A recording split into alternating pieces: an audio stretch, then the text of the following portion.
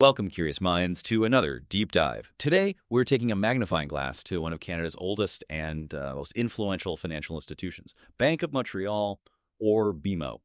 If you've ever wondered about the intricate world of banking, how major players navigate these big economic shifts, or even just what makes a particular stock tick, you're definitely in for a treat today. We've basically taken a big stack of investment analyses, market reports, and BMO's own financial documents to bring you the really important insights, all packaged up to save you, hopefully, hours of reading.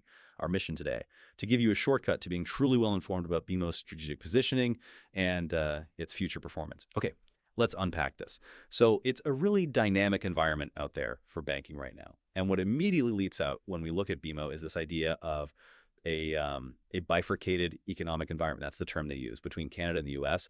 It really feels like two halves of North America are running on slightly different clocks. That's a crucial observation. And it presents, well, a unique strategic challenge for these cross-border institutions, BMO being prime example. See, on one hand, you've got the Canadian economy. It's projected for slower growth. We're looking at about 1.3% real GDP in 2024, then maybe picking up a bit to 1.7, 1.8% in 2025. But that recovery really hinges on the Bank of Canada easing its monetary policy, cutting rates. Now, the Canadian banking sector itself, particularly the big players, the domestic systemically important banks, the D-SIBs like BMO, they're expected to show resilience. Analysts anticipate mid to high single-digit revenue growth and improving profitability in 2025. That's partly because credit loss provisions are expected to normalize, come back down to earth a bit. And there's stability. It's really underpinned by their strong balance sheets and those substantial capital buffers they hold. They act as a really crucial guardrail. Okay, so it's a bit of a slow burn for Canada then, relying heavily on those rate cuts to kick in and stimulate the economy. But then you look south of the border, and the U.S. outlook paints a considerably different picture, doesn't it? It's entering 2025 with what they're calling greater momentum and cautious optimism. Seems like it's supported by a more resilient economy over there, falling interest rates eventually, and pretty steady loan demand. And get this, U.S. bank net interest income, that's a key profit driver, it's actually forecast to jump by a significant 5.7% in 2025. That's a major turnaround from the basically flat growth they saw the year before. And maybe adding another layer of potential upside, there's talk of regulatory streamlining, maybe a rollback of certain Basel III endgame provisions. If that happens, it could free up capital, boost profitability, and potentially even spur some M&A activity among the regional banks down there. It sounds like a much more vibrant, maybe less constrained playing field for U.S. operations. It's a striking contrast, absolutely. And this monetary policy divergence is particularly critical for a bank like BMO. You've got the Bank of Canada starting an aggressive easing cycle back in mid-2024. They cut rates from a peak of 5.00% down to 2.75% by March 2025, and more cuts are anticipated. But that's in stark opposition to the U.S. Federal Reserve's more higher for longer stance on interest rates, at least for a while. Yeah. Now, this divergence, it's led to a weaker Canadian dollar, the loonie. On the surface, a weaker loonie offers a favorable translation effect for BMO's pretty substantial U.S. dollar earnings, right? Yeah. Makes them worth more in Canadian dollars. Right. That sounds like a good thing for them. It can be, but, and this is the tricky part, that same currency weakness introduces domestic inflationary pressures for Canada, which imports a lot. So if the Bank of Canada has to maybe slow down its rate cuts because the currency gets too weak and inflation picks up again, well, that could lead to a less dovish policy than expected. And that, in turn, could impact their net interest margins and loan growth right here in their home market. So the strategic challenge for BO is navigating this complex balancing act. How do you enjoy the boost to U.S. earnings from a weaker Canadian dollar while also facing potential domestic inflation that might slow the very rate cuts benefiting your Canadian business? It's tough. That really highlights the tightrope BMO has to walk. Wow. It's not just about one economy, is it? It's two intertwined ones with really different dynamics, each pulling in its own direction. Understanding these different economic currents, it definitely helps you appreciate the complex strategic decisions BMO and, frankly, other major banks have to make constantly. Okay, building on that, let's really zoom in on Canada's side of that coin. Let's explore this interest rate pivot a bit more. The dominant theme here, as you said, is the Bank of Canada's big shift from restrictive policy to what's become a pretty aggressive easing cycle. Yeah, the central bank has been quite active. As I mentioned, from that peak of 5.00% in mid-2024, they cut the overnight policy rate down to 2.75% by March 2025. And, based on economic forecasts and what the market's pricing in, the consensus points to further cuts, potentially bringing the year-end 2025 rate down into the 2.00 to 2.25% range. This aggressive easing, it's a direct response to inflation finally trending back towards their 2% target. It signals a real strategic shift to try and stimulate economic activity. Okay, but this initial squeeze on margins from ragged rate cuts, that sounds like a significant challenge for a bank. How does BMO typically prepare for that and then navigate through that, delicate period, positioning itself to then capture renewed loan demand? Because when rates fall quickly, net interest margins, NIMs, that's basically the profit spread between lending and borrowing, they can initially compress, right? Exactly. Because the yields on their floating rate assets, like some loans, they tend to fall faster than the costs of their fixed-term deposits or other funding. Yeah. That must feel like a bit of a pinch on profitability initially. It definitely can. It puts pressure on things in the short term. However, the medium-term outlook is generally seen as more constructive, as the overall cost of funds for the bank eventually declines, and those lower rates start to stimulate broader credit demand, more people borrowing, then net interest income growth is expected to accelerate in 2025. It really is a delicate dance for BMO and its peers to manage this transition smoothly. You could almost think of it like a large ship adjusting its sails, right? You might momentarily slow down while you're reorienting, but you're doing it to catch a new, more favorable wind, setting yourself up for better speed and direction down the road. That's a good analogy. Precisely. Okay, so beyond those big economic currents, we also need to consider the regulatory landscape. The Canadian banking system, it's known for being pretty robust, conservative under OSFI, the Office of the Superintendent of Financial Institutions. Yep. And that framework, it seems like it's always modernizing, always evolving. Indeed.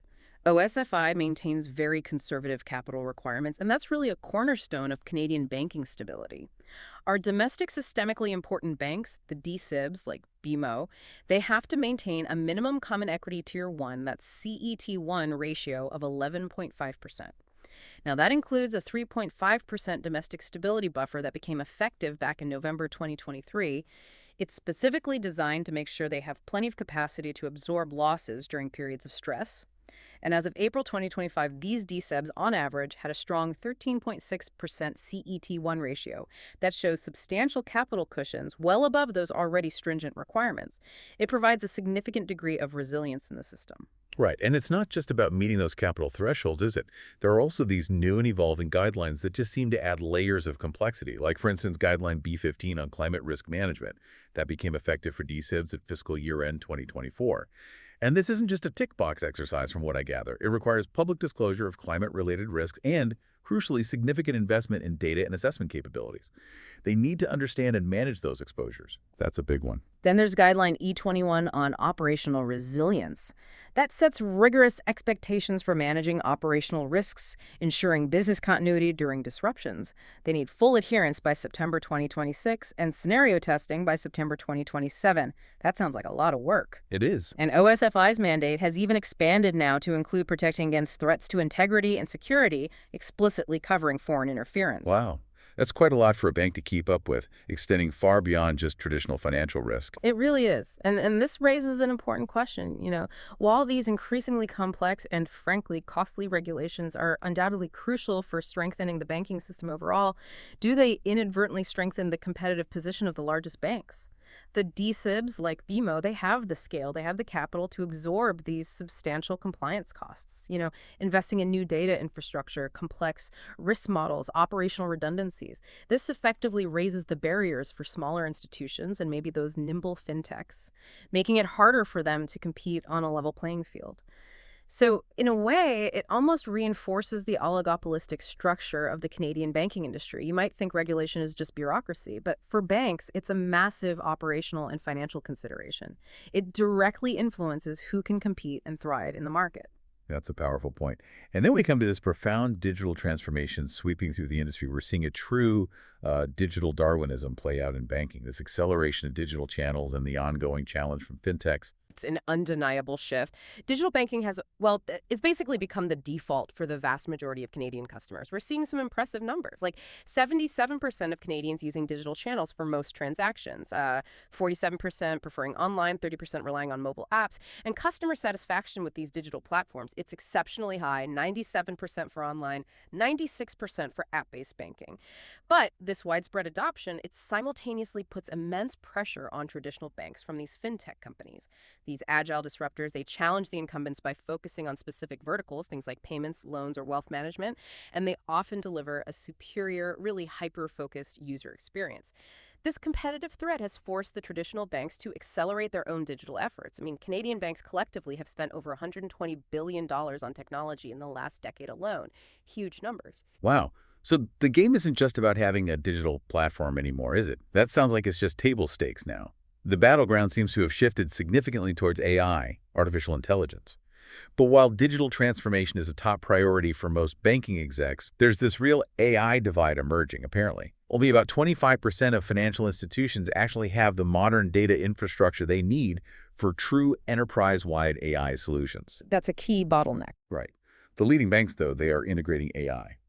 For 247 customer support using sophisticated chatbots, offering automated investment advice through robo-advisors, providing personalized financial insights to their clients.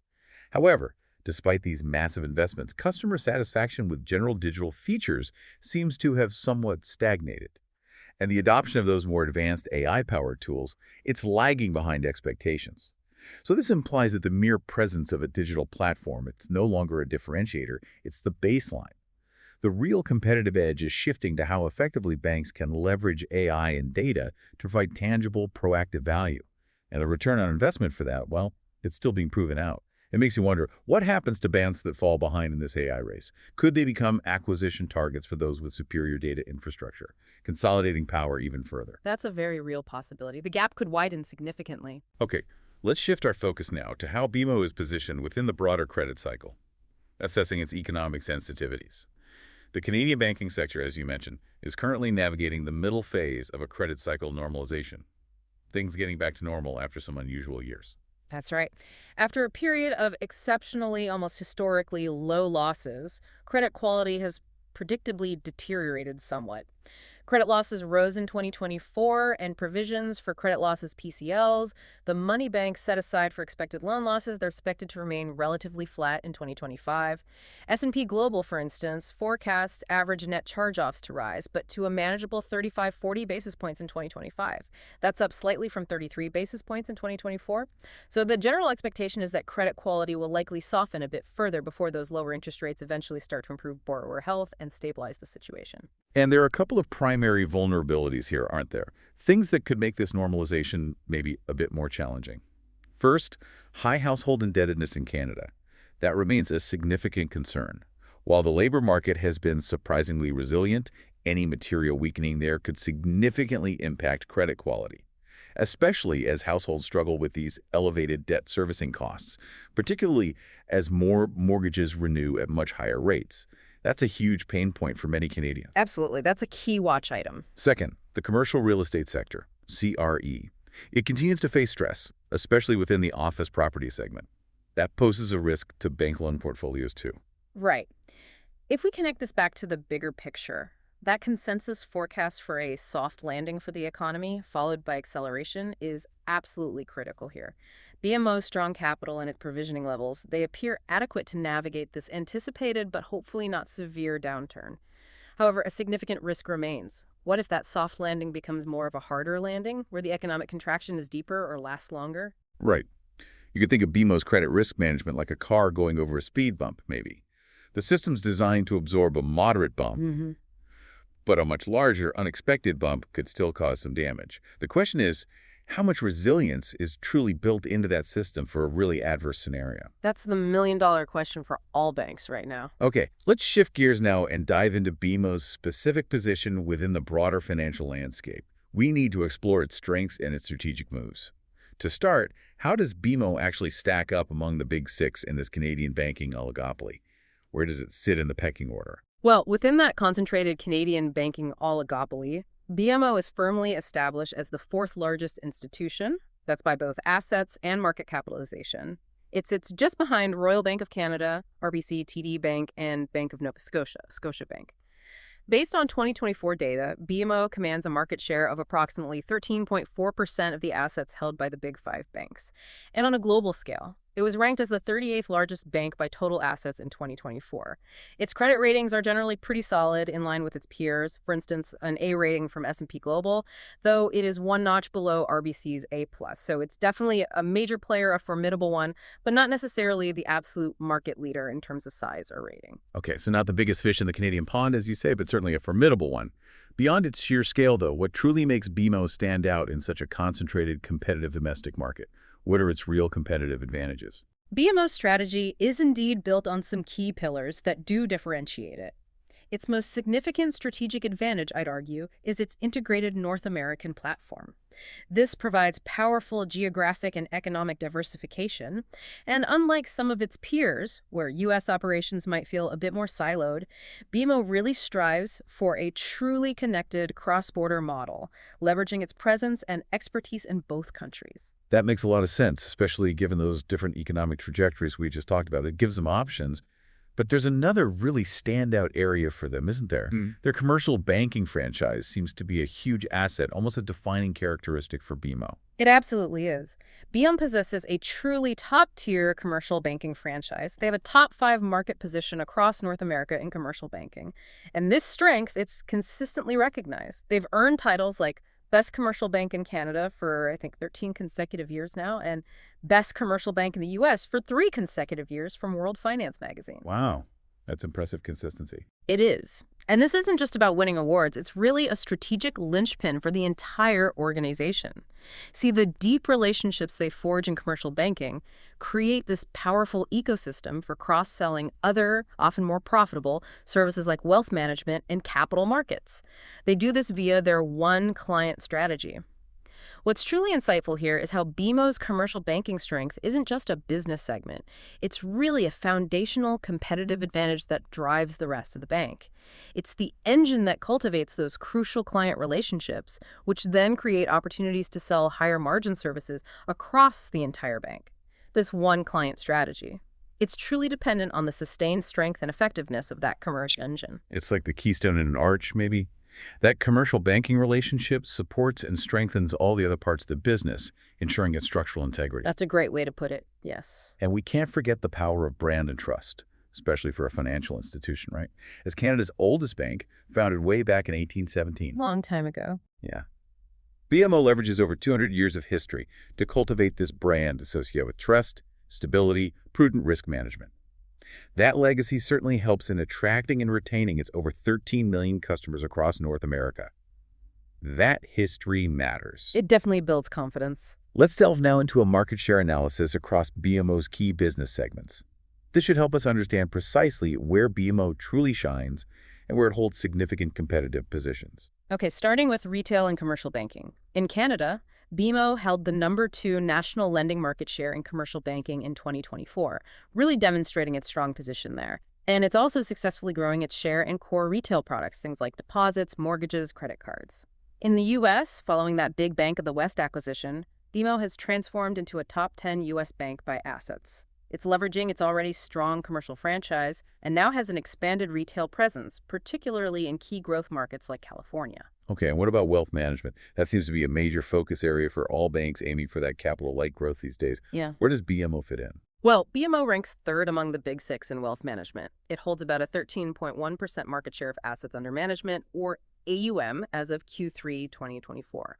Now, while it's behind RBC and TD in overall AUM, it's particularly strong in private banking. It's been named Best Private Bank in Canada for 15 consecutive years.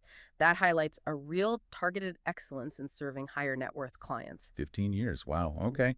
And their capital markets division, often seen as more volatile perhaps, but also potentially very lucrative. Where do they stand there? BMO Capital Markets is definitely a formidable competitor, especially here in Canada.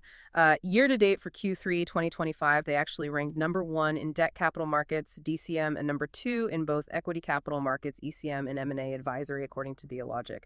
And for the full year 2024, looking back, LSEG data showed them as #2 in equity underwriting and #4 in debt underwriting. Okay, so this gives you a pretty clear picture then. BMO is not just a generalist bank. It has specific areas of real strength and competitive leadership, particularly in commercial banking and capital markets. It's a diversified portfolio, yes, but with clear leaders in certain key profitable areas, that seems like a strength for its overall performance. Definitely, it's not spread too thin. Let's turn our attention now to one of BMO's most significant strategic pivots in recent memory. Its geographic diversification through the U.S. expansion, particularly that massive Bank of the West acquisition. This is truly a transformative move for the bank, wasn't it? Oh, absolutely. BMO's strategic imperative for the past decade, maybe even longer, has clearly been its U.S. expansion. And that culminated in the huge U.S. $16.3 billion acquisition of Bank of the West, which closed back in February 2023. This was the largest acquisition in Canadian banking history, and it fundamentally reshaped BMO's geographic profile and its long-term growth trajectory. It was a huge bet. And the sheer scale of that expansion is quite impressive when you look at the numbers. It added nearly 1.8 million customers, over 500 branches. It extended BMO's retail and commercial presence from its traditional Midwest stronghold right into key growth markets, most notably California. This has positioned BMO as a top 10 U.S. bank now, with a physical presence in 32 states. And the financial impact, it's been profound. For fiscal 2024, the U.S. segment generated 44.1% of BMO's total revenue. That nearly equals the Canadian segment's 49.1%. Incredible shift. Right. It dramatically diversifies the reliance on the more mature Canadian market, which, strategically has to be seen as a positive. Less dependence on one market. Yes, diversification is generally good. However, this strategic diversification also introduces a pretty significant challenge, one that the market is watching very, very closely. The U.S. banking market, you see, is far more fragmented and intensely competitive than the Canadian oligopoly. And this results in, well, structurally lower margins and returns, as the analysts say. BMO's own medium-term return on equity target ROE for its U.S. P&C business is 12%. Now, that's notably well below its overall bank target of 15% plus. Okay, so there's a gap. There's a gap. This means that the larger but lower return U.S. business creates a kind of mathematical drag on BMO's consolidated profitability. And this is why you hear BMO management publicly emphasizing their ROE rebuild strategy so much. So, a key question arises here. While the diversification itself is strategically sound, maybe even necessary for long-term growth, how significant a challenge is it to truly uplift the profitability of this larger, lower-margin U.S. business? The long-term success of this massive expansion critically hinges on, frankly, flawless execution of cost synergies and really effective cross-selling of higher-margin products through that one client strategy they talk about. Right. That connection again. Exactly. This is a crucial pivot point for BMO's future performance. It's not just about getting bigger anymore. It's about getting more profitable in a tougher, more competitive market down south. Okay, let's shift gears slightly now to BMO's commitment to technology and its digital banking capabilities, particularly their digital-first initiative, which remains a core strategic priority for them. Yes, and BMO has made some tangible progress here, demonstrating consistent investment in this area. They've grown their active retail digital users to about 4.86 million. That's a 5% year-over-year increase. And commercial digital users are up to 350,000, which is a 9% increase year-over-year as of Q3 2025. And digital channels now handle an impressive 92% of all their transactions. That shows a really strong shift in customer behavior towards self-serve options. And they're really pushing the envelope with AI too, which is, as we said, quickly becoming a key differentiator in the financial space. They deliver over 200 million AI-powered BMO insights to customers, apparently offering personalized financial advice and prompts, and they handle over 2.5 million interactions via their BMO Assist chatbot, providing that 247 support. These efforts have earned them some accolades, including a #1 ranking in the J.D. Power 2024 Canada Wealth Management Digital Experience Study, so they're getting recognition. They are. Yet the competitive intensity, as we touched on, is fierce. A 2023 Javelin Strategy and Research Scorecard actually identified one of their peers, CIBC, as best in class for both mobile and online banking in Canada. That just highlights how leadership in digital can shift really quickly. It's a constant race. It really is. Yeah. This suggests that while BMO is recognized for its digital prowess, especially in wealth management, the digital landscape is so fiercely contested that it's just a constant race of investment and innovation to stay ahead. It's much like the tech world itself, isn't it? You can be a leader one year, but you need to continuously innovate just to maintain that position, let alone extend your lead. Absolutely. No resting on laurels in digital banking. Okay, turning our attention now to BMO's journey over the past decade or so. How has this major institution driven forward its growth, its performance, and its strategic ambitions during that time? Well, over the past decade, BMO has indeed significantly expanded its scale and its earnings power, though its growth has certainly been cyclical, as you'd expect. Reported revenue grew from $16.7 billion back in fiscal 2014 to a substantial $32.8 billion in fiscal 2024. That's nearly double. Adjusted net income also saw a healthy increase from $4.5 billion up to $7.4 billion over that same period, so clearly a larger and more profitable enterprise overall. But the return on equity, ROE, that key profitability metric, it's seen some notable fluctuations, hasn't it? It started at pretty decent 14.4% in 2014, impressively peaked at 15.2% in 2022, but then it declined quite sharply to 9.8% in 2024. That's a significant dip. What really caused that recent compression in profitability? Yeah, that decline in ROE is primarily attributable to two main factors hitting around the same time. Firstly, a significant increase in provisions for credit losses as the credit cycle normalized. We moved from an artificially low-loss environment back towards something more realistic. And secondly, the near-term dilutive impact of that capital-intensive Bank of the West acquisition. That massive integration required substantial capital upfront, which temporarily weighed on the returns calculation. Management has been very, very clear that an ROE rebuild is their absolute top priority right now. They have a stated medium-term objective to get that ROE back above 15%. Okay, so for you, the listener, this means BMO has clearly grown significantly in scale, but its core profitability, measured by ROE, has experienced some definite ups and downs, particularly influenced by major strategic moves like the acquisition and the broader economic cycle. Management is signaling a strong commitment to bringing that ROE back up, indicating this is a core focus for their strategic execution moving forward. They're clearly aware of it and addressing it. It's front and center for them and for investors watching them. Okay, next, let's try to deconstruct BMO's revenue growth. Let's identify the sustainable drivers that really power its financial engine. How does BMO actually make its money, and what are the key components of its revenue stream? Right. BMO's revenue comes from a pretty balanced mix of two main things: net interest income and non-interest income, which is mostly fee-based. Net interest income, or NII, is truly the bedrock of their revenue. It's the traditional banking model. It's primarily driven by loan and deposit growth, essentially, expanding the balance sheet and their net interest margin, or NI. That's the spread between what they earn on assets like loans and what they pay on liabilities like deposits. NI has benefited in recent times from both strong balance sheet growth and, until recently, higher interest rates expanding those margins. For instance, in Q3 2025, their Canadian P&C revenue growth was primarily from higher NII, driven by both volume increases and margin expansion. Okay, so that's the traditional banking income, the bread and butter, as they say. But they also have a significant and growing portion from non-interest revenue, right? Which provides crucial diversification and often higher quality, less capital-intensive earnings. Precisely. This fee-based income is really important and includes several key streams. Wealth management fees, for example. They're tied to client assets, so they directly benefit from positive market performance. In Q3 2025, BMO's wealth management revenue grew a healthy 13% year over year, largely thanks to stronger global markets boosting AUM. Then you have capital markets fees, which come from things like underwriting new stock or bond issues, M&A advisory services, and trading activities. And finally, there are transactional fees from everyday banking, things like card services and deposit accounts. These all contribute to this diversified revenue base. Now, if we connect this to the bigger picture, this diversification into fee-based income is strategically vital for any large bank today. Why? Because it's often less sensitive to interest rate fluctuations than traditional NII. Right, less dependent on those rate cycles. Exactly, and it typically requires less regulatory capital to generate, making it a more efficient way to grow revenue, especially in a dynamic economic environment like we have now. So this insight helps you understand that a bank's revenue isn't just about how much it lends and the interest it charges. It's also very much about how it earns from a broad suite of financial services and expertise. It's a much broader picture. Okay, let's revisit that landmark deal now, the Bank of the West acquisition and its integration. This was such a key part of BMO's transformational growth strategy. Yes, the U.S. $16.3 billion Bank of the West acquisition, closed in February 2023, was indeed BMO's most significant strategic move in probably a decade or more.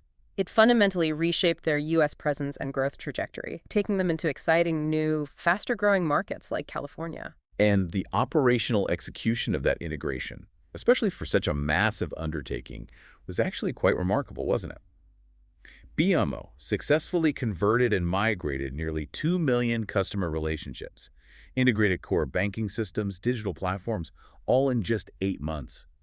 That's incredibly fast for a deal this size. It really was. They even earned a Model Bank for Integration Excellence Award from Celent for it. That's a huge operational undertaking, and to pull it off that smoothly is a real testament to their capabilities. It was a massive operational success, and that shouldn't be understated. Getting the systems talking, getting the people integrated, that's huge. However, the financial value creation, as we've touched on, is still a work in progress. And management has been pretty candid about this. They've acknowledged that the expected revenue synergies, the cross-selling benefits, were not realized on the initial timeline, largely due to the challenging economic environment right after the acquisition closed. Okay, so operationally smooth, but financially still catching up. Kind of. In response, they pragmatically raised their cost synergy target by nearly 20% to US $800 million, looking to offset some of that slower revenue ramp-up.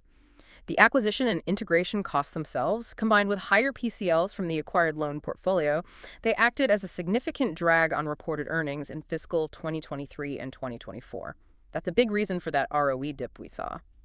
So the market has kind of moved past assessing the risk of the deal failing operationally. It's now squarely focused on seeing tangible proof of its financial benefits. Right, show me the money. Exactly. The performance of the U.S. P&C segment is now the single most critical catalyst for BMO stock. And this raises that crucial question again.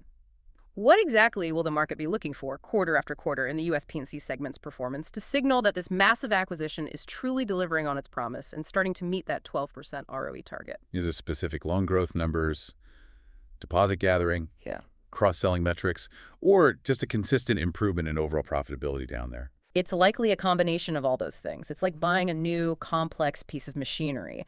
Installing it flawlessly is one thing, but making sure it runs efficiently and actually boosts your output, well, that's another challenge entirely. That's the phase BMO is in now. Okay, moving on to the engine rooms of BMO's growth, its individual business segment performance and outlook. BMO's diversified model provides multiple avenues for growth, but where is it truly finding its momentum right now? Well, the Canadian P&C segment, their traditional home base, remains a mature, stable earnings generator for BMO. It delivered a solid 8% year-to-date growth in pre-provision, pre-tax earnings in Q3 2025. That was driven by consistent customer acquisition and steady loan and deposit growth. Reliable, but maybe not explosive growth. However, the U.S. P&C segment is now unequivocally BMO's designated primary growth engine. It delivered a strong 42% year-over-year increase in adjusted net income in Q3 2025. That benefited from both pre-provision, pre-tax growth, and, encouragingly, lower PCLs compared to the prior year. But the key strategic focus here, as we've hammered home, remains improving its profitability to reach that ambitious 12% ROE target specific to the U.S.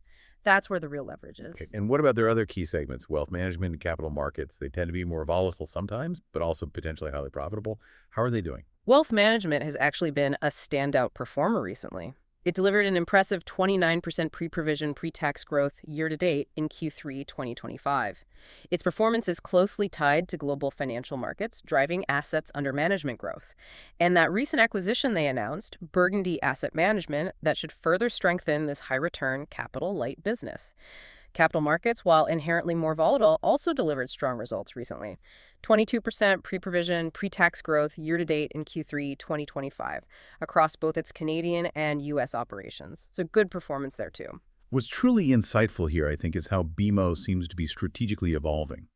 Faced with higher regulatory capital requirements post-Basel III and the Bank of the West deal, it looks like they're placing a greater emphasis on growing these capital-light, fee-generating businesses like wealth management and certain capital markets activities. That seems very intentional. Yeah.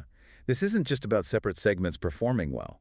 It feels like a targeted initiative to enhance its overall profitability and capital efficiency, ultimately improving the bank's consolidated return profile.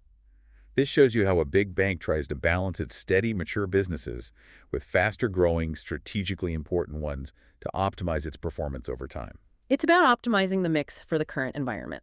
Okay, next up, let's talk about Ambition 2025, which is BMO's corporate strategy, and take a look at its progress assessment. This is essentially BMO's roadmap for the next few years. Right.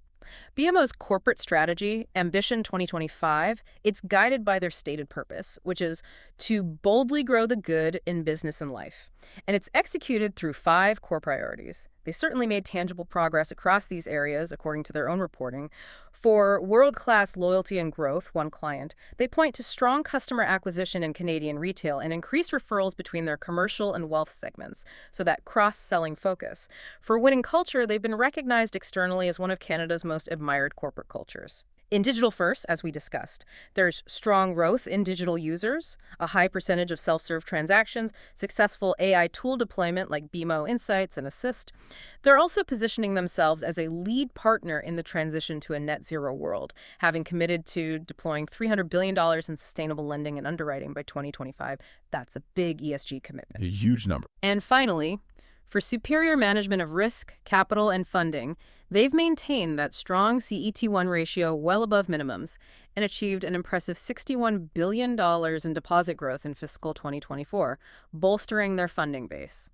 So, if we connect this to the bigger picture, BMO's Ambition 2025 is clearly meant to be a comprehensive roadmap. It goes far beyond just financial targets, encompassing culture, digital transformation, and even climate leadership. It demonstrates how a large institution tries to integrate various aspects to drive its future. For you, the listener, this raises maybe a provocative question.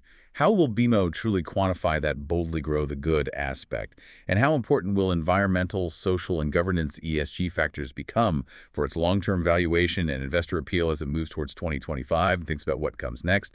That seems increasingly important. It's definitely gaining traction with investors. Okay, moving into how BMO manages its capital and returns value to shareholders. Let's explore its capital allocation framework and its track record on shareholder returns. We'll start with maybe the most famous part for many investors. BMO's dividend policy, its growth, and its sustainability. The dividend, for many, is the cornerstone of BMO's investment identity. It absolutely is, and it's a truly remarkable story, historically speaking. The dividend is the cornerstone of BMO's capital return and investment identity. The bank proudly holds the longest-running dividend payout record of any Canadian company. They've made payments to shareholders for 196 consecutive years as of 2024. 196 years. That is just incredible. It's almost unparalleled, a legacy of consistency in the financial world. It really is. A testament to resilience and consistent financial performance through wars, depressions, everything. And it's not just consistent payments. There's also been consistent growth over time, right? The dividend for Q4 2025 was $1.63 per share, which was a 5% increase year over year. And over the last 5 years, the compound annual growth rate, the CAGR, is a pretty robust 9.28%. But for an investor looking today, what about the sustainability, particularly looking at the payout ratio? How much of their earnings are they paying out? Right, that's a key metric. For fiscal 2024, the payout ratio was 64.35% of reported earnings. Now, this is indeed above the typical 45-55% target range for Canadian banks. And it reflects those temporarily depressed earnings we discussed from acquisition costs and elevated credit provisions. However, it's widely expected by analysts and by the bank itself to decline back towards that target range as earnings recover and the U.S. integration matures. Importantly, the dividend is considered sacrosanct by management, that's the word they use, and it's seen as highly unlikely to be cut. Okay, so that history provides a lot of comfort there. It does. So for you as an investor, particularly one who values consistent income, while the payout ratio is elevated right now, BMO's history suggests an exceptionally strong commitment to that dividend. However, it is plausible that near-term dividend increases might align more closely with the expected 5-7% earnings growth rate rather than that historical 9% CAGR.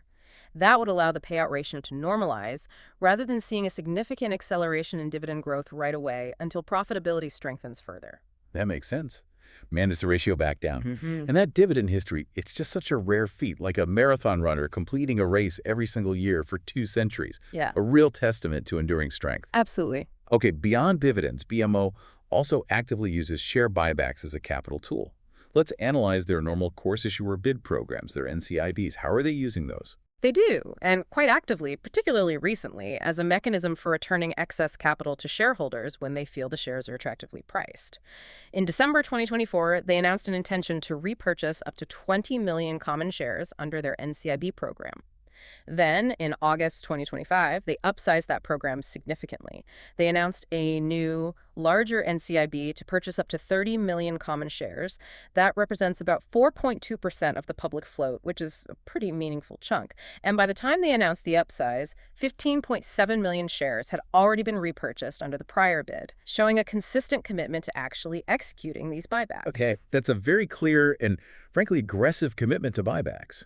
And this aggressive use of buybacks, it seems explicitly linked to management's ROE rebuild strategy, doesn't it? Yes, there's a direct connection. By repurchasing and canceling shares, the bank reduces shareholders' equity. That's the E in ROE, the denominator in the calculation. So doing that provides a direct mathematical lift to the ROE figure, all else being equal. Exactly. It helps the metric directly. And it's not just an accounting trick, right? Yeah. An aggressive buyback, especially when the stock might be seen as undervalued relative to its book value, it sends a powerful signal to the market. It implies management believes their shares are cheap, they have confidence in their future earnings power, and they are actively prioritizing efficiency and per-share metrics. It helps drive that ROE rebuild beyond just operational improvements. Right. So for you, the listener, it shows how the company can return value to shareholders beyond just dividends, and it can directly influence the stock's performance and perceived value by boosting those key per-share numbers. It's another tool in their capital return toolkit. Okay, next, let's consider BMO's fortress balance sheet, focusing on its capital adequacy and regulatory management. This really gets to the fundamental strength and resilience of the bank itself. Right. BMO operates with capital well in excess of OSFI's stringent requirements, and this really reinforces its long-standing reputation for stability. Its Common Equity Tier 1 ratio, that key CET1 metric, was a very strong 13.5% as of Q3 2025. Now, this provides a substantial 200 basis point buffer over the 11.5% regulatory minimum required for DSEBs. That demonstrates significant flexibility and resilience to absorb unexpected losses. Furthermore, their liquidity coverage ratio, or LCR, which measures short-term liquidity, is equally robust at 134% as of Q2 2025. That comfortably exceeds the 100% regulatory minimum. It means BM holds a substantial pool of high-quality liquid assets, ensuring it can meet short-term obligations even under significant stress. Okay, so for you, these numbers provide a real sense of security. They clearly show that BMO has what analysts often call a truly fortress balance sheet, meaning it's exceptionally well equipped to absorb unexpected losses and navigate significant economic shocks. You can think of it like having a safety net that's much larger and stronger than technically required, providing an extra layer of confidence for customers, regulators, and investors alike. That's exactly what those high ratios signify: strength and stability. So how does BMO approach strategic capital deployment overall? How do they balance these different priority growth initiatives versus returning capital to shareholders? Well, BMO's capital deployment strategy really balances three key priorities. Mm. First, organic growth within its existing businesses. Second, strategic acquisitions, like the major Bank of the West deal. And third, returning capital to shareholders through dividends and buybacks. And there's a notable current shift in this balance, I'd say. With the large-scale Bank of the West acquisition now operationally complete, and organic loan growth in certain markets being perhaps more modest given the economic environment, there appears to be increased capacity and a clearer desire from management to return more capital to shareholders right now. And that upsized 30 million share buyback program we just discussed. That's the clearest manifestation of this shift, isn't it? It seems aimed squarely at optimizing the capital structure and directly enhancing shareholder returns through boosting earnings per share, EPS, and that ROE accretion. Precisely. It's the most visible sign. So this illustrates a dynamic capital strategy. BMO isn't just mechanically returning capital, it's making calculated decisions based on where it is in its strategic cycle. Right now, shifting focus perhaps from major capital-intensive acquisitions towards optimizing its existing capital structure and improving per-share metrics. That seems to be the current priority. For you, this helps you understand that a bank's use of capital isn't static. It constantly adapts to the economic landscape and its own strategic imperatives. It has to be flexible. Okay, we're moving into a review of BMO's recent developments and challenges, focusing specifically on the period from 2023 to 2025. This has been a truly pivotal period for the bank. Let's start with the major strategic initiatives and transactions that have really shaped this period. What's been most impactful during these critical couple of years? This period has indeed been pivotal, primarily due to those major strategic transactions. First and foremost, the Bank of the West integration. Legally closed in February 2023, systems conversion and customer migration completed by September 2023. So operationally, it's done.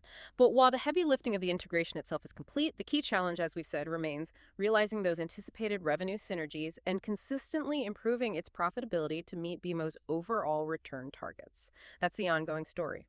More recently, in August 2025, BMO announced the acquisition of Burgundy Asset Management that's expected to close by the end of calendar 2025. Now, this move specifically expands BMO's wealth management and financial planning capabilities, particularly targeting high net worth clients. This signals a clear and continued strategic focus on those capital light, fee based businesses, aiming to enhance the bank's overall return profile. Right. These don't feel like disparate actions. They seem like deliberate, targeted initiatives clearly aimed at improving the bank's consolidated return profile and enhancing capital efficiency. You definitely see a clear strategic direction here towards higher return, less capital-intensive businesses. Hmm. This leads to a question, maybe. What other types of bolt-on acquisitions, particularly in wealth management or other capital-light spaces, might BMO pursue to continue this strategic evolution and further optimize its business mix going forward? Seems like a potential path. It does seem like a logical direction for them to continue exploring. Okay, next, let's consider the significant impact of interest rate changes on BMO's profitability during this specific period. How have the Bank of Canada's actions, for instance, really affected BMO's bottom line? Well, the sharp pivot in the Bank of Canada's monetary policy has definitely been a dominant factor.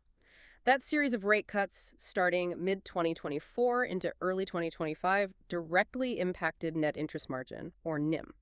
Now, while lower rates can eventually stimulate loan demand, they inherently put pressure on lending spreads in the short term. But what's truly fascinating here, and maybe a bit counterintuitive, is how BMO actually managed to expand its firm-wide NIM to 1.93% in early 2025. That was up from 1.84% a year prior, even in that environment of falling policy rates. How do they manage that? Well, it was driven by strong performance, particularly in its Canadian banking and capital markets segments. It seems they managed their funding cost very effectively and optimized pricing on loans and deposits during that period. This higher NIM was actually a key driver of their Canadian P&C segment revenue growth in Q3 2025. But this raises an important question. Can this NIM strength be sustained as the full effect of lower rates works its way through the entire balance sheet over time? Or will we see some compression going forward as assets reprice lower? That's something to watch closely. For you, this just shows that interest rates might seem abstract, but they directly affect how much profit a bank makes from its core lending business. And how they manage that is crucial. It's core to their profitability. Then we have the evolution of credit loss provisioning and overall asset quality. After those historically low credit losses during the pandemic stimulus era, BMO is clearly navigating a normalization of the credit cycle. How's that playing out? That's right. Provisions for credit losses, PCLs, they increased significantly through fiscal 2024. The total bookings were $3.76 billion for the year. This reflected the predictable impact of higher interest rates putting stress on borrowers and a broader macroeconomic deterioration. However, there's been a recent moderation, which is a positive sign for investors. For Q3 2025, total PCL actually fell to $797 million. That's down from $906 million in the same quarter the previous year. PCLs on impaired loans already considered bad, also decreased, particularly in U.S. commercial banking and capital markets. And management anticipates that quarterly provisions will continue to moderate through the rest of 2025. Okay, some positive signs there. But what about the actual bad loans? Well, the gross impaired loans ratio, the GIL ratio, it did increase slightly to 1.02% in Q3 2025. That was a small 3 basis point increase quarter over quarter. So this indicates that while credit stress hasn't fully abated, the formation of new impaired loans seems relatively stable rather than accelerating sharply. Okay, so for you listening, this suggests that while BMO has moved through a period of elevated credit losses, there's cautious optimism now that the peak of that stress might be behind us. This aligns with forecasts for an improving business environment. But it's certainly not a complete all clear yet. You could think of it like a patient recovering from an illness. The worst might be over, but you still need to monitor their progress carefully and consistently before declaring them fully healthy. That's a very apt analogy. Cautious optimism is the key phrase. Let's discuss regulatory changes and their associated compliance costs again, specifically in this recent period. BMO, like all DSEBs, faces an increasingly intensive regulatory environment. What's new? Indeed. The implementation of Guideline B15 on climate risk management for fiscal year 2024, for instance, required significant new investment in data infrastructure and risk assessment capabilities just to meet the public disclosure requirements. Guideline E21 on operational resilience is another big one. It's an ongoing, multi-year effort, adding significantly to operational and technology expenses as banks must demonstrate robust business continuity plans and test them rigorously. And OSFI's expanded mandate, now explicitly including things like foreign interference, introduces new supervisory oversight and compliance responsibilities. Banks need to fortify their defenses against these external threats, which adds cost and complexity. These initiatives, while absolutely crucial for system stability, they contribute to rising compliance costs and reinforce BMO's intense focus on expense management and achieving that positive operating leverage we talked about. Right, they need revenue to grow faster than these rising costs. Exactly. This highlights that the regulatory environment is not static. It's constantly evolving, demanding continuous and substantial investment and vigilance from banks. It raises that important question again. How effectively can banks like BMO adapt to these ever-increasing demands without stifling innovation or taking on excessive cost burdens that ultimately weigh on profitability and shareholder value? It's a constant balancing act. Yeah. Okay, finally in this section, let's consider recent management changes and strategic pivots, particularly how BMO made a significant move recently to accelerate its U.S. strategy. Yes, that was quite notable. In July 2025, BMO appointed Aaron Levine as its U.S. president, and this appointment was accompanied by a clear plan to combine BMO's previously somewhat disparate U.S. segments under a single leadership umbrella. The purpose is unambiguous: to better execute its one-client approach across the U.S. market and really drive towards its ambitious U.S. ROE target of 12%. This seems like a direct and intentional response to fully realizing the value of that massive Bank of the West acquisition and improving its profitability faster. Yeah, this sounds like a very intentional move, a clear signal of renewed focus, maybe even urgency, on improving the profitability of the U.S. operations. For you, this means watching closely to see if this new leadership and this new integrated structure can truly deliver on those critical U.S. ROE targets. But it also raises some strategic questions, doesn't it? What are the specific challenges in truly unifying previously separate U.S. segments? They might have different cultures, different operating models. And what concrete management metrics beyond just the headline ROE number will truly indicate the success of this restructuring and a seamless client experience across the combined U.S. bank? Those are things to watch. Absolutely. Execution is key, especially when integrating large, complex businesses. Okay, we're now leaving into a deeper dive into BMO's specific financial health and performance metrics. This is where we drill down into the numbers that truly tell the bank's story right now. Let's start with BMO's profitability trends, particularly its return on equity, ROE, and its efficiency ratios. Profitability is obviously a central focus for BMO right now. Yes, BMO's return on equity, ROE, is indeed a central focus and, encouragingly, shows clear signs of recovery. Adjusted ROE, remember, reached 15.2% back in fiscal 2022, but then compressed sharply down to 9.7% in fiscal 2024 due to those factors we discussed. However, it improved significantly to 11.6% on a reported basis and 12.0% on an adjusted basis in Q3 2025. This positive trajectory reflects tangible progress on their ROE rebuild strategy, which management has explicitly declared their #1 imperative. And what's truly insightful here, I think, is observing this positive trajectory in ROE alongside the consistent achievement of positive operating leverage. Right, that combination is important. Yes, it demonstrates robust management control over expenses and effective strategies to grow revenue faster than costs are rising. It's a critical sign of a bank regaining its financial footing and moving firmly in the right direction. And it's not just ROE. Their efficiency metrics are also telling a positive story lately. BMO shows strong expense discipline, delivering 6 consecutive quarters of positive operating leverage as of Q3 2025. That means revenue growth consistently outpaced expense growth over that period. Their adjusted efficiency ratio, which measures how much it costs to generate a dollar of revenue, lower, is better also improved to 55.8% in Q3 2025. That's a 150 basis point improvement year over year. So for you, these numbers give you direct insight into how efficiently and profitably BMO is running its operations right now, indicating a well-managed ship navigating some challenging waters. The trend lines are definitely positive on those fronts. Okay, next, let's examine BMO's asset quality indicators again, looking closely at PCL ratios and provision coverage. How's their underlying credit quality truly looking after this recent period of normalization? Have things stabilized? Well, asset quality metrics have indeed shown signs of stabilization, which is reassuring for investors. The total provision for credit losses, PCL, ratio has moderated recently. PCL on impaired loans was 45 basis points in Q3 2025, which is slightly down quarter over quarter. Now, the gross impaired loans, or GIL ratio that measures the total stock of non-performing loans, it stood at 1.02% in Q3 2025. That was a slight 3 basis point increase quarter over quarter. Okay, so it's still ticking up slightly. Slightly. It indicates that while credit stress hasn't fully abated, the formation of new impaired loans seems relatively stable rather than accelerating sharply, which is key. And crucially, the bank also maintains a solid allowance for credit losses on performing loans that are still okay but might go bad. Their coverage ratio there was 70 basis points as of Q3 2025. That provides a robust buffer against any future unexpected losses. Right. These are crucial numbers to keep an eye on if you're assessing BMO's overall risk profile. They suggest maybe a plateauing of credit stress rather than a sharp reversal just yet, but that solid provision coverage offers you a degree of comfort. It indicates BMO is proactively provisioning for potential future issues while navigating the current cycle. Prudent management, exactly. Now, let's examine BMO's capital strengths again, and maybe touch on stress test performance implicitly through these ratios. A strong capital position is always a key source of strength for any financial institution. Absolutely. And BMO continues to excel here. As of July 31st, 2025, BMO's Common Equity Tier 1 ratio, CET1, was a very strong 13.5%. As we noted, this is significantly well above the 11.5% OSFI regulatory minimum for DSIBs in Canada.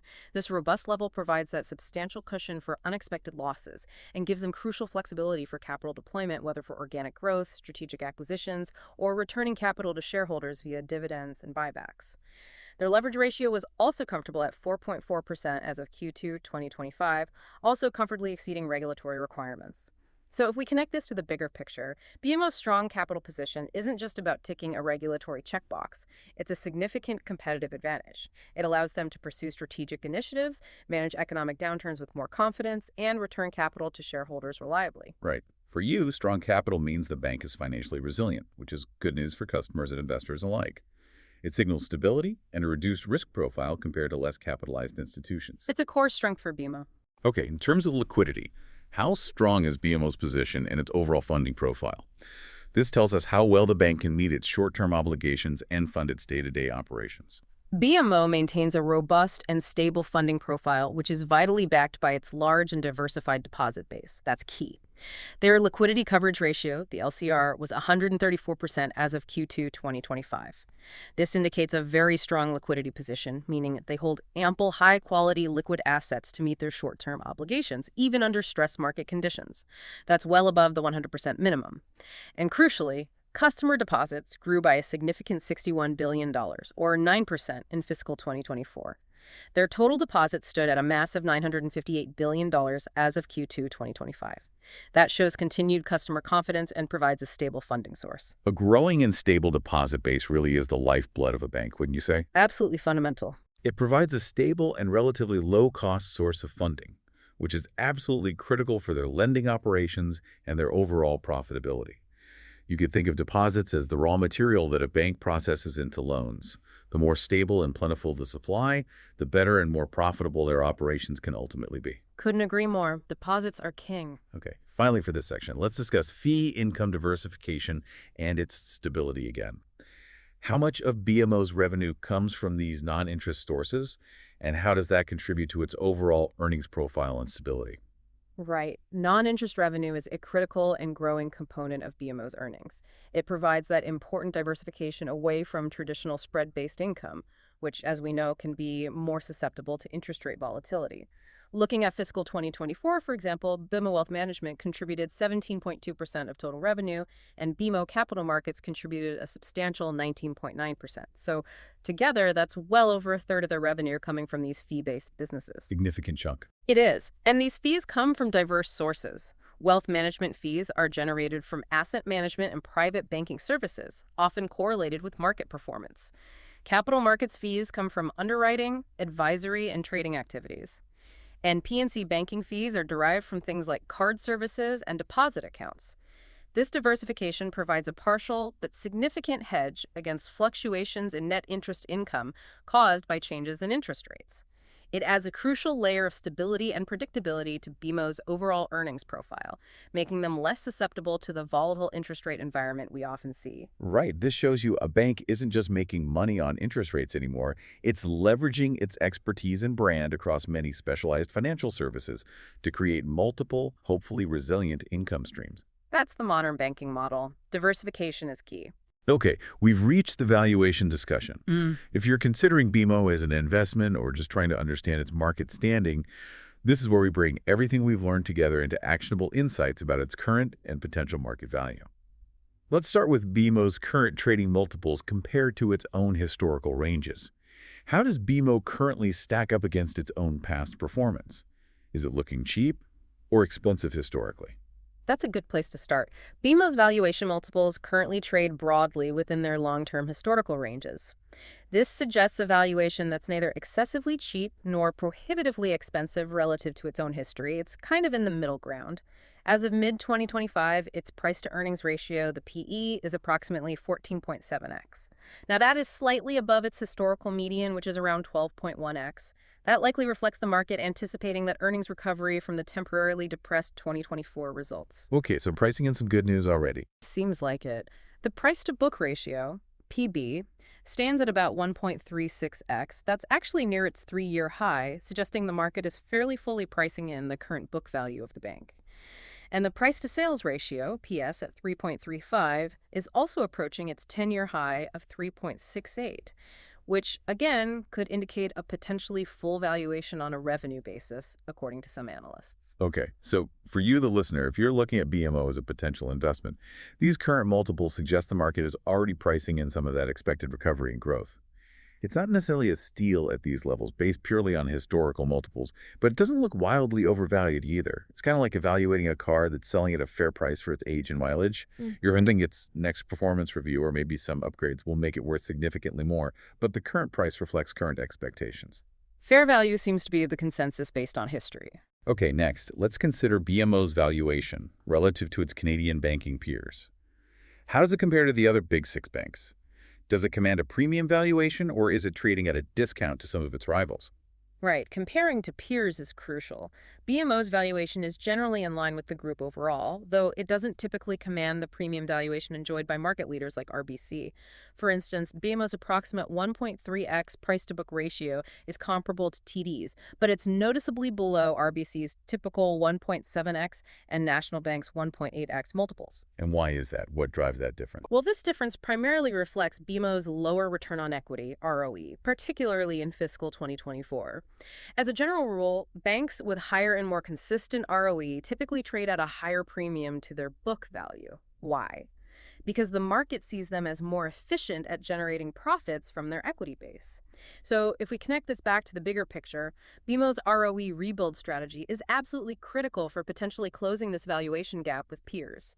If they can consistently deliver on their 15% plus ROE target over the medium term, you would logically expect to see that PB multiple expand to be more in line with those higher returning banks, indicating a positive re-rating by the market. Okay, so this comparison really helps you understand BMO's relative standing in the market and highlights what specific factors, like achieving that ROE target, might drive its stock price higher compared to its direct competitors. It's all about execution on that profitability goal. Profitability drives valuation in banking, fundamentally. Let's discuss the key valuation drivers and sensitivities for BMO now.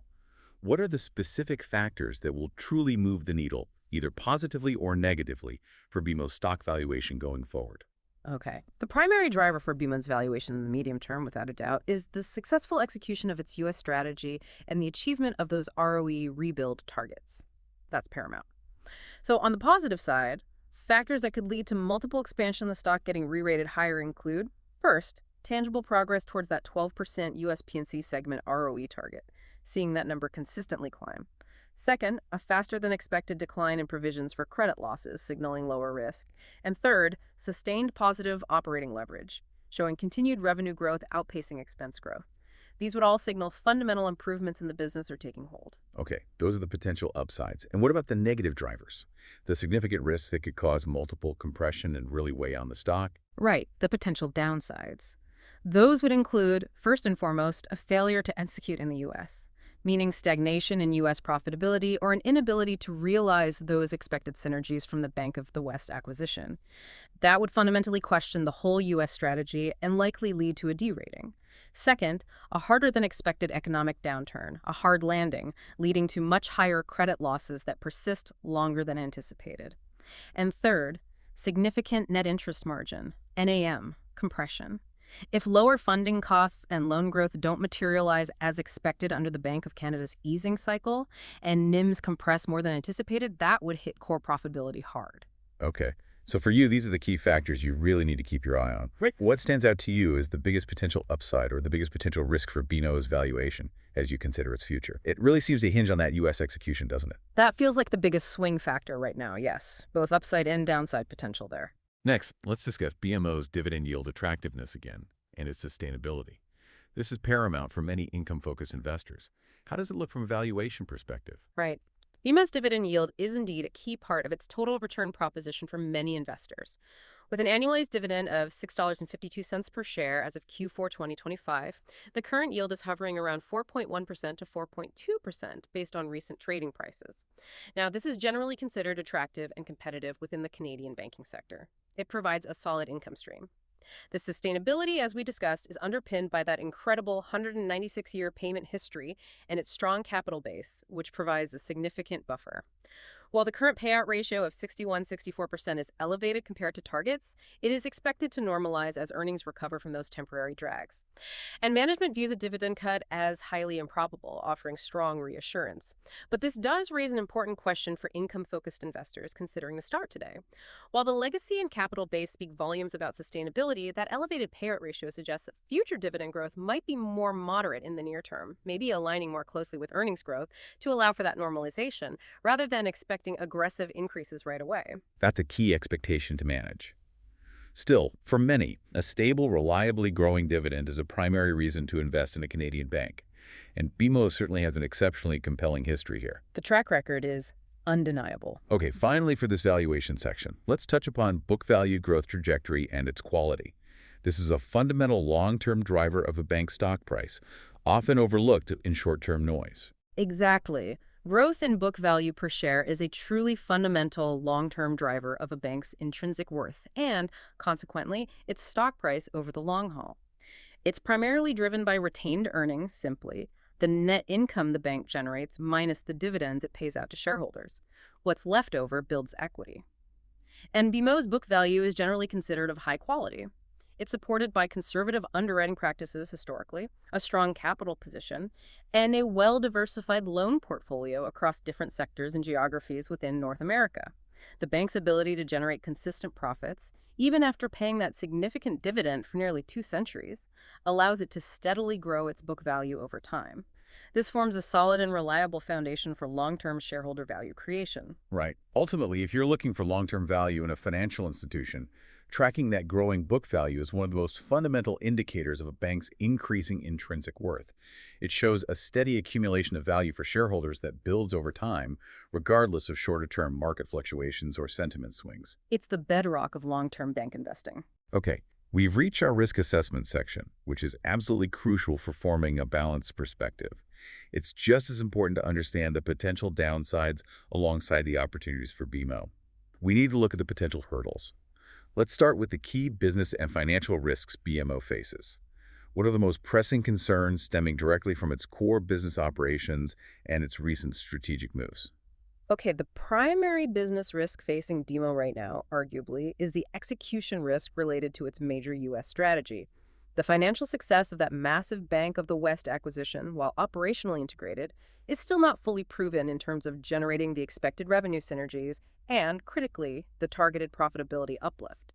A failure to truly lift the U.S. segment's ROE consistently towards its 12% target, or to effectively control integration and ongoing costs down there, would significantly impair BMO's overall consolidated profitability for years to come. It's the biggest strategic bet they've made. Right, the stakes are high on that one. What other direct financial risks are key? Financially, the bank is also exposed to margin compression risk, particularly if the ongoing Canadian interest rate cuts reduce their asset yields more rapidly than their funding costs decline, especially if the repricing of deposits doesn't keep pace downwards. That could squeeze profitability. Okay. So these are the direct, tangible, strategic, and financial risks that BMO faces, stemming directly from its core business and those recent major moves. These are the factors that could truly impact your investment thesis if they go wrong. They are the most prominent ones tied to recent actions, yes. Next, let's consider regulatory and compliance risks again. The banking industry is, by its very nature, a heavily regulated one, always under the microscope. What are the key risks here? Right. BMO operates in a highly regulated environment, subject to OS/FFI oversight in Canada and multiple federal and state regulators in the U.S. The evolving regulatory landscape itself is a significant and ever-present risk. New guidelines related to things like climate change risk, B15, operational resilience, E21, and that expanded mandate, including integrity and security, like foreign interference, these are all increasing compliance costs and operational complexity for BMO and its peers. These aren't one-off expenses. They demand continuous investment and vigilance from the banks. Furthermore, any lapses in compliance, particularly in critical areas like anti-money laundering, AML, can lead to severe financial penalties, huge remediation costs, and frankly, severe reputational damage that can take years to repair. That reputational damage can be crippling. Absolutely. This highlights that the regulatory environment is not static. It's constantly evolving, demanding continuous investment and vigilance from banks.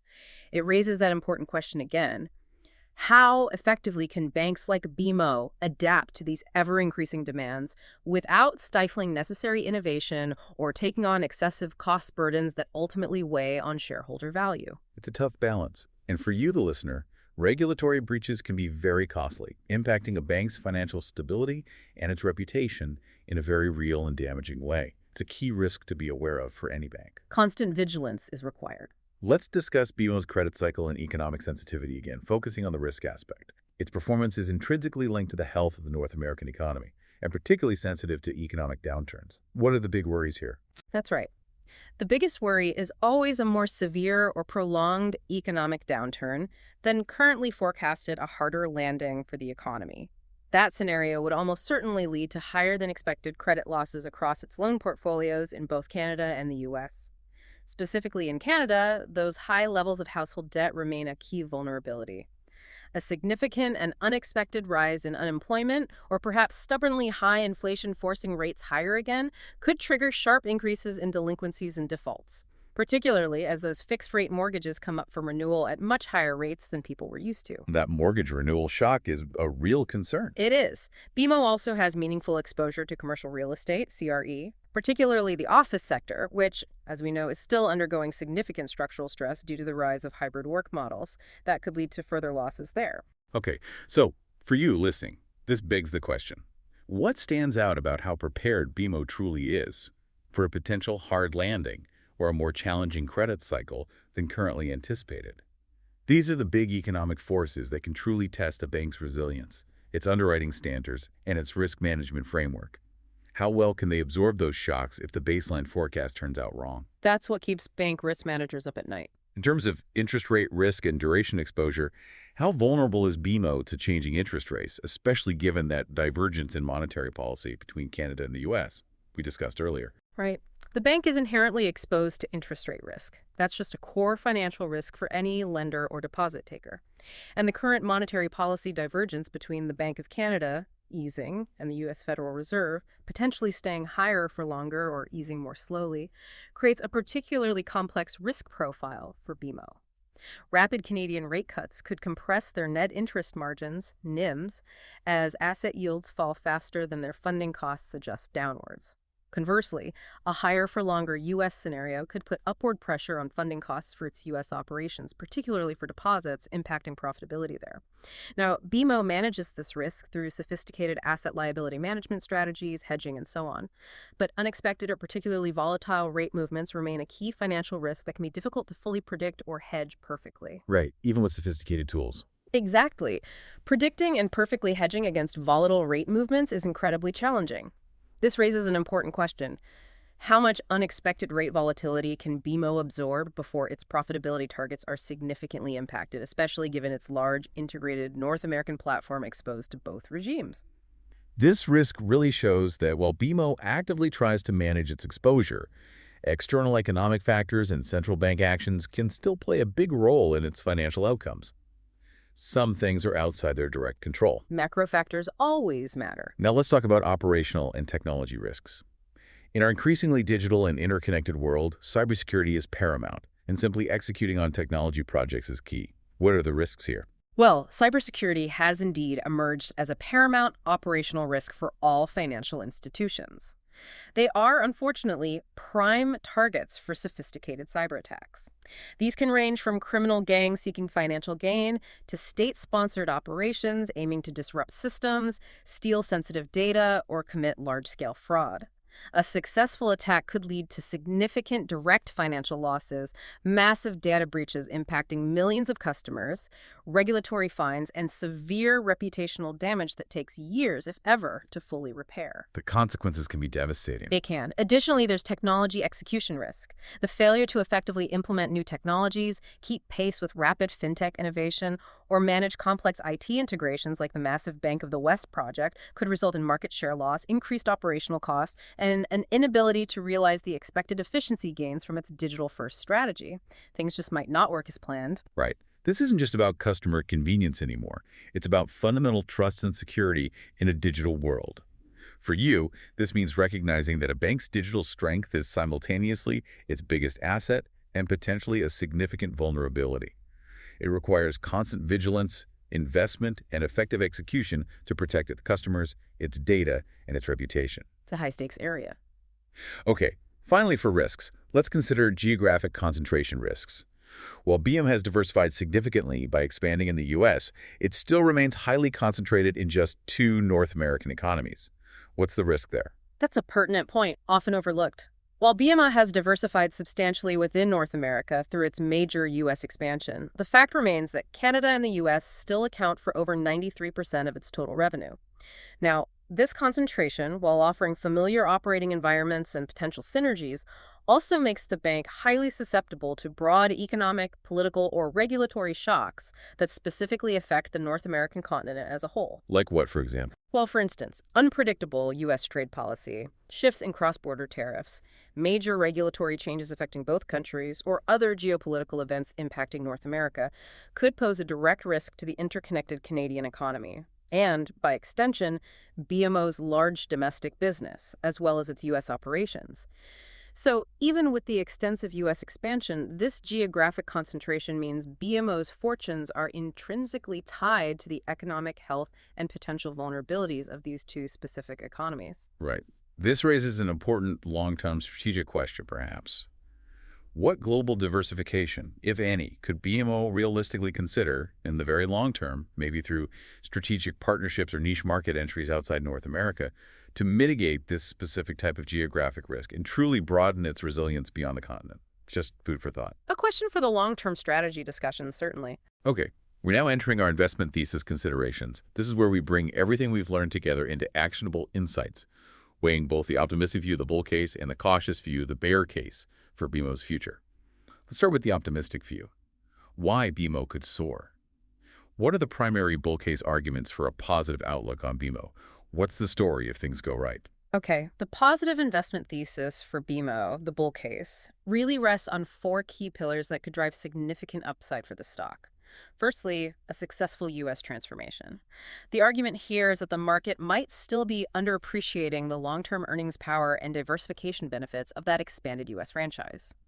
With the successful operational integration of Bank of the West now complete, the bulls believe that as BMO executes effectively on cost synergies and its one-client cross-selling strategy, the U.S. segment's ROE will climb towards its 12% target. This would drive significant overall earnings growth and could lead to a positive re-rating of the stock's valuation multiple. Okay, so U.S. execution delivers. That makes a lot of sense, especially given the sheer scale of that acquisition and the current focus on it. What's the second pillar of optimism? Secondly, its best-in-class commercial franchise is expected to continue fueling growth. BMO's award-winning North American commercial bank is seen as a powerful, defensible, competitive advantage, that keystone we talked about. The bulls argue this segment is well-positioned to continue gaining market share and will serve as an effective feeder channel for profitable growth in the higher-margin wealth management and capital markets businesses, really leveraging that one-client approach effectively. Okay, leveraging existing strength. And their capital management, particularly the commitment to shareholders, how does that fit the bull case? Thirdly, disciplined capital management and robust shareholder returns. With that very strong 13.5% NET1 ratio, BMO truly has a fortress balance sheet, providing ample capacity for substantial shareholder returns. The bulls point to the upsized 30 million share buyback program as evidence this will significantly boost earnings per share and ROE, and the secure, consistently growing dividend provides an attractive yield underpinning total shareholder return for long-term investors. Strong capital allows strong returns. Makes sense. Finally, that much-discussed ROE rebuild actually coming through and being recognized by the market. Exactly. The fourth pillar is the potential for valuation upside based specifically on that ROE rebuild. The argument is the stock currently trades at a valuation reflecting its temporarily depressed 2024 ROE. As credit costs continue to normalize and the U.S. business matures and improves its profitability, BMO's consolidated ROE is poised to recover back towards its 15% plus medium-term target. As this ROE rebuild becomes evident through consistent quarterly results, the stock's price-to-book multiple should logically expand to align more closely with its higher-returning peers, rewarding patient investors with capital appreciation on top of the dividend. Okay, so this is the story of a bank that, if it executes well on its stated strategy, is poised for a significant rebound in profitability and potentially valuation. It's about recognizing the underlying strengths, the strategic plan, and the potential for a return to higher profitability driving shareholder value. That's the optimistic take. That's the essence of the bull case, yes. But, as always, every story has two sides. We need to hear the cautious view. Why BMO could struggle? What are the key bear case concerns that investors should be mindful of? What's the story if things go wrong? Right. The cautionary investment thesis, the bear case, highlights several significant challenges that could potentially derail BMO's positive trajectory. The primary bear concern centers on what you might call the U.S. quagmire. The fear is that the U.S. expansion, particularly the Bank of the West deal, becomes a long-term drag on profitability rather than a growth engine. The bears worry that the highly competitive U.S. market may prevent BMO from consistently achieving its ambitious 12% ROE targets for that segment. If that happens, the acquisition could effectively turn into a value-destructive use of capital that permanently lowers BMO's overall return profile. Oof. That would definitely be a major blow to their long-term strategy and certainly investor confidence. What else could go wrong to weigh on BMO's performance, according to the bears? Secondly, a hard landing and credit deterioration. The consensus soft landing forecast for the economy could simply prove overly optimistic. A deeper or more prolonged recession, particularly in Canada, driven by those highly indebted households finally cracking, could lead to a severe credit cycle. PCLs could rise well above current expectations and stay elevated, impacting earnings negatively for years. Thirdly, relatedly, margin compression and stagnant growth. The Bank of Canada's rate-cutting cycle could compress net interest margins more severely or for longer than anticipated, especially if deposit costs prove sticky on the way down. If this is coupled with sluggish economic growth muting loan demand, BMO could fail to achieve consistent positive operating leverage, resulting in stagnant or even declining earnings. And intense competition is always a factor in banking, isn't it? Yeah. Particularly in the rapidly evolving digital landscape. How does that play into the bear case? Fourthly, yes, intensifying competition. The bears worry BMO could find itself squeezed. On one side, by agile fintech competitors chipping away at retail margins with superior digital experiences or niche products. On the other side, by its larger Canadian peers like RBC and TD, who can leverage their even greater scale for massive investments in technology and wealth management, potentially leading to market share loss for BMO in key growth areas. So these are significant hurdles and represent the potential for a very different, much less positive outcome if these risks materialize. It's absolutely crucial for you to consider these counter-arguments to form a truly balanced and well-informed perspective on BMO's future prospects. Definitely need to weigh both sides. Okay, to help you keep track of all this, let's go over your investor checklist, the critical success factors to monitor going forward. These are the actionable insights, the specific metrics and trends you should really follow if you're watching BMO closely. Right. To track the progression of both the bull and bear cases in real time, several key metrics are absolutely vital to watch each quarter. The U.S. P&C segment ROE is arguably the single most important metric right now. Seeing clear, consistent quarter-over-quarter progress toward that 12% target for the segment is essential as a signal of successful integration and improving profitability down south. That's number one. You'll also want to watch for a clear and sustained downward trend in provisions for credit losses, PCLs, both total and impaired. And stabilization or even decline in gross impaired loan, GIL formations, that signals the credit environment is truly improving for them. Okay, U.S. ROE and credit trends. What about the impact of interest rates and overall efficiency? What should people track there? You'll definitely want to monitor the bank-wide net interest margin NIM trajectory each quarter. That will help assess the full impact of Bank of Canada rate cuts and potentially Fed moves on core profitability. Are margins holding up, expanding, or compressing? BMO must also continue to deliver positive operating leverage. That means revenue growth consistently outpacing expense growth. Seeing that streak continue is important proof of efficient operations. And finally, track the execution of that share buyback program. Specifically, the pace of repurchases under the new 30 million share NCIB. Are they actually buying back stock aggressively? This will directly impact per share metrics and signal management's confidence and commitment to returning capital. Okay, these are your actionable insights, the things you really need to track if you're serious about understanding BMO's performance and the unfolding of its strategic story. Watching these specific data points quarter by quarter will help you discern whether the optimistic bull scenario or the cautious bear scenario is truly playing out in real time. These are the scorecards, essentially. Next, let's consider the time horizon for investment in BMO. Is this a short-term play, or does it require a longer outlook, given everything we've discussed? An investment in BMO, particularly given its current strategic inflection point with the U.S. integration and ROE rebuild, absolutely requires a medium to long-term time horizon. You're typically thinking 3 to 5 years, maybe even longer. Why? Because the full benefits of that massive Bank of the West integration and the comprehensive ROE rebuild strategies simply won't be realized overnight. It takes time for synergies to fully materialize, for profitability to ramp up consistently. Short-term results will likely continue to show some volatility due to ongoing economic uncertainty and the final stages of the credit cycle normalization. So if we connect this to the bigger picture, this is fundamentally not a short-term trade. The core investment thesis, both bull and bear, is predicated on the successful or unsuccessful execution of a multi-year strategic plan.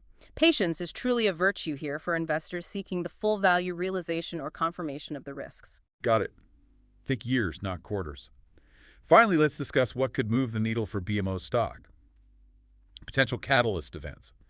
What are the specific moments or announcements that could really shift market sentiment and drive significant change in the stock price? Right. Several potential events could act as significant catalysts for BMO's stock performance, both positive and negative. Quarterly earnings reports are paramount, obviously, especially those demonstrating clear, sustained progress on that U.S. ROE target, evidence of moderating PCLs, and continued positive operating leverage. Strong reports confirming the bull narrative would be key. Bank of Canada policy announcements are also important.